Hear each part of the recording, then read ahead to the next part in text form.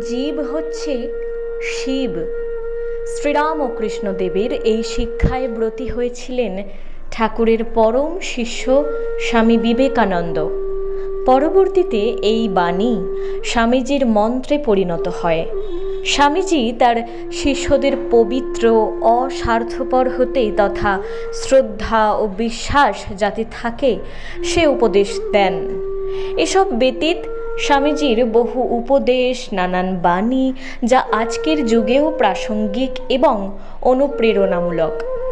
আজ উপস্থাপন করব এমনই কিছু বাণী যা আপন জ্ঞান ও চক্ষু উন্মিলিত করতে সচেষ্ট। সকলকে স্বাগতম এই ভিডিও এবং চ্যানেলে। স্বামীজি বলছেন, সত্য বলার হাজার রাস্তা আছে, কিন্তু প্রতিটি সত্য সত্যই হতে হবে। জেগে ওঠো, সচেতন হও এবং লক্ষ্যে না পৌঁছানো পর্যন্ত থেমো না। মন ও মস্তিষ্কের দ্বন্দ্বে সব সময় অনুসরণ করবে মনকে। প্রতিদিন নিজের সঙ্গে অন্তত একটি বার কথা বলো, অন্যথায় হারাতে হবে জ্ঞানী গুণী ব্যক্তির সংসর্গ। তিনি বলছেন, সেই বিষয় ত্যাগ করো যা তোমাকে শরীর, বুদ্ধি এবং আধ্যাত্মিকভাবে দুর্বল করে তোলে। তিনি আরও বলেন, মেয়েদের আগে তুলতে হবে, সকলকে জাগাতে হবে, তবেই তো দেশের, ভারতের কল্যাণ হবে। তিনি বলছেন, মুক্তি কি? তিনি উত্তর দিচ্ছেন, যখন তুমি প্রতিটি মানুষের মনের মন্দিরে ঈশ্বরের অবস্থান অনুভব করতে পারবে, সমস্ত বন্ধন থেকে তুমি মুক্তি পাবে, মুক্ত হবে তুমি। স্বামীজি বলছেন, আমাদের জীবনের সবচেয়ে সুখকর মুহূর্ত সেইগুলি যখন আমরা নিজেদের একেবারে ভুলে যাই। পবিত্রতা, সহিষ্ণুতা, অধ্যাবসায়, এই তিনটি প্রেম সিদ্ধি লাভের জন্য একান্ত আবশ্যক। যদি কোনো দিন আপনার সামান্য কোনো সমস্যা না আসে, আপনি নিশ্চিন্ত হতে পারেন যে আপনি ভুল পথে হাঁটছেন।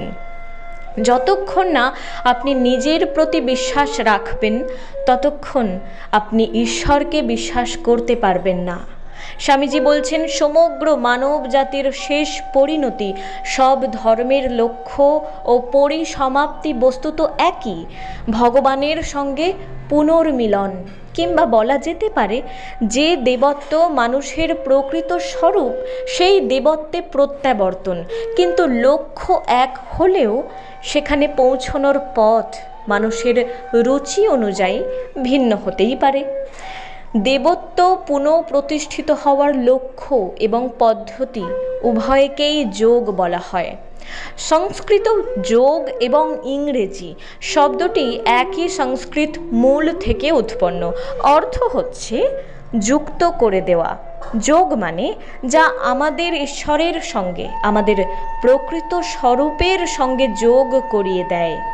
এইরকম যোগ বা যুক্ত হওয়ার পদ্ধতি অনেক আছে। সেগুলোর মধ্যে প্রধান হচ্ছে কর্মযোগ, ভক্তিযোগ, রাজযোগ এবং জ্ঞানযোগ। পুণ্য কাজ হচ্ছে সেইটি যা আমাদের উন্নতি ঘটায়, আর পাপ যা আমাদের অবনতি ঘটায়। মানুষের মধ্যে 3 রকম সত্তা থাকে, পাশবিক, মানবিক এবং দৈবী। যা তোমার মধ্যে দৈবী ভাব বাড়িয়ে তুলতে সাহায্য করে তাই পুণ্য, আর যা তোমার মধ্যে পশুত্ব বাড়িয়ে তোলে তা পাপ। তোমাকে ধ্বংস করতেই হবে পশু সত্তাকে, হয়ে উঠতে হবে প্রকৃত মানুষ, প্রেমময়, দয়াশীল। তারপর তাও অতিক্রম করে যেতে হবে, হয়ে উঠতে হবে শুদ্ধ আনন্দ, সচ্চিদানন্দ, যেন এমন এক আগুন যা দহন করবে না কখনো। অপূর্ব ভালোবাসায় পূর্ণ, যে ভালোবাসায় মানুষের ভালোবাসার দুর্বলতা নেই কোনো দুঃখবোধ। স্বামীজি বলছেন, মানুষ যে অবস্থায় আছে সেই অবস্থায় ধর্ম যদি তাকে সাহায্য করতে না পারে, তবে ধর্মের কোনো বিশেষ মূল্য নেই। তা কয়েকজন ব্যক্তির জন্য মতবাদ হিসেবেই থেকে যাবে। ধর্মের সাহায্যে যদি সমগ্র মানব জাতির কল্যাণ করতে হয়, তবে ধর্মকে এমন হতে হবে যে মানুষ যেখানে যে অবস্থায় আছে সেখানেই তার সাহায্য পেতে পারে। দাসত্বে বা পূর্ণ স্বাধীনতায়, অধঃপাতের গহ্বরে বা পবিত্রতার উচ্চ শিখরে ধর্ম যেন সব সময় সমানভাবে মানব জাতিকে সাহায্য করতে পারে। তিনি বলছেন, যা কিছু আধ্যাত্মিক, মানসিক কিংবা শারীরিক দুর্বলতা আনে তাকে ছুঁয়েও দেখো না। মানুষের মধ্যে যে স্বাভাবিক শক্তি আছে তার বিকাশই ধর্ম। অসীম শক্তি সম্পন্ন একটা স্প্রিং মানুষের এই ছোট্ট শরীরটির মধ্যে গোটানো আছে এবং সেই স্প্রিং ধীরে ধীরে খুলে আসছে। মানুষ, ধর্ম, সভ্যতা এবং তার অগ্রগতি সব কিছুই এই একই ইতিহাস। সাধারণত 4 ধরনের মানুষ দেখা যায়: যুক্তিবাদী, ভাবপ্রবণ, রহস্যবাদী এবং কর্মী। এদের প্রত্যেকের জন্যই উপযুক্ত সাধন পদ্ধতি থাকা চাই। যুক্তিবাদী বলবেন, আমি এরকম সাধন পদ্ধতি মানি না, আমাকে বিশ্লেষণমূলক যুক্তিসিদ্ধ কিছু বলুন যাতে আমার মন সায় দিতে পারে। সুতরাং বিচারবাদীর সাধন পথ হলো দার্শনিক বিচার। তারপর কর্মী এসে বলবেন, আমি দার্শনিকের সাধন পদ্ধতি মানি না, আমাকে মানুষের জন্য কিছু করতে দিন। সুতরাং তার জন্য কর্মই উপাসনার পথ হিসেবে নির্দিষ্ট হয়েছে। রহস্যবাদী এবং ভাবপ্রবণ লোকেদের জন্য উপযুক্ত সাধন পথ রয়েছে। এদের সকলের জন্যই ধর্মে তাদের নিজের নিজের অবস্থা অনুযায়ী ব্যবস্থা রয়েছে। বেদান্তের মূল কথা একত্ব বা অখণ্ড ভাব। 2 কোথাও নেই, 2 প্রকার জীবন নেই, অথবা 2টি জগৎও নেই। একটি মাত্র জীবন আছে, একটি মাত্র জগৎ আছে, একটি মাত্র অস্তিত্ব আছে। সবই এক সত্তা। প্রভেদ শুধু পরিমাণগত, প্রকারগত নয়। আমিও যেমন, একটি ক্ষুদ্র জীবাণুও তেমন। প্রভেদ কেবল পরিমাণগত, আর সেই সর্বোচ্চ সত্তার দিক থেকে দেখলে এ প্রভেদও দেখা যায় না।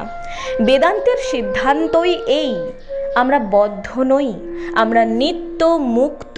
শুধু তাই নয়, আমরা বদ্ধ এ কথা বলা বা ভাবাই বিপজ্জনক। এই রকম ভাবা ভুল। নিজেকে নিজে সম্মোহিত করা মাত্র। যখনই তুমি বলো আমি বদ্ধ, আমি দুর্বল, আমি অসহায়, তখনই তোমার দুর্ভাগ্যের আরম্ভ। তুমি নিজে পায়ে আরও একটি শিকল জড়াচ্ছ শুধু নিজে হতে। এরকম বলো না, এরকম ভেবও না। ভক্তিপথের একটি বিরাট সুবিধে হলো এটি সেই পরম লক্ষ্যে পৌঁছানোর সবচেয়ে সহজ এবং স্বাভাবিক পথ। আর এই পথের অসুবিধে হচ্ছে ভক্তি তার নিচু অবস্থায় প্রায়ই ভয়ঙ্কর ধর্ম উন্মাদনার স্তরে অবনমিত হয়ে আসে। বেদান্ত বলে, দুর্বলতাই সংসারের সমস্ত দুঃখের কারণ। দুর্বলতাই দুঃখ ভোগের একমাত্র কারণ। আমরা দুর্বল বলেই এত দুঃখ ভোগ করি। আমরা দুর্বল বলেই চুরি, ডাকাতি, মিথ্যে জুয়াচুরি বা অন্যান্য পাপ করেই থাকি। দুর্বল বলেই আমরা মৃত্যু মুখে পড়ি। যেখানে আমাদের দুর্বল করবার কিছুই নেই সেখানে মৃত্যু বা কোনো রকম দুঃখ থাকতেই পারে না। আমরা দুঃখ বোধ করছি একটি মহাভ্রান্তির জন্য। সেই ভ্রান্তিটি ত্যাগ করো, দেখবে সব দুঃখ চলে গেছে। ভক্তি তোমার ভিতরে রয়েছে, কেবল তার উপর কামিনী কাঞ্চনের একটি আবরণ পড়ে আছে মাত্র। ওই আবরণটি সরিয়ে দিলে সেই ভিতরকার ভক্তি আপনিই প্রকাশিত হয়ে পড়বে। ভক্তি খুব বড় জিনিস, কিন্তু এতে নিরর্থক ভাব প্রবণতা এসে আসল জিনিসটি নষ্ট হবার যথেষ্ট ভয় রয়েছে।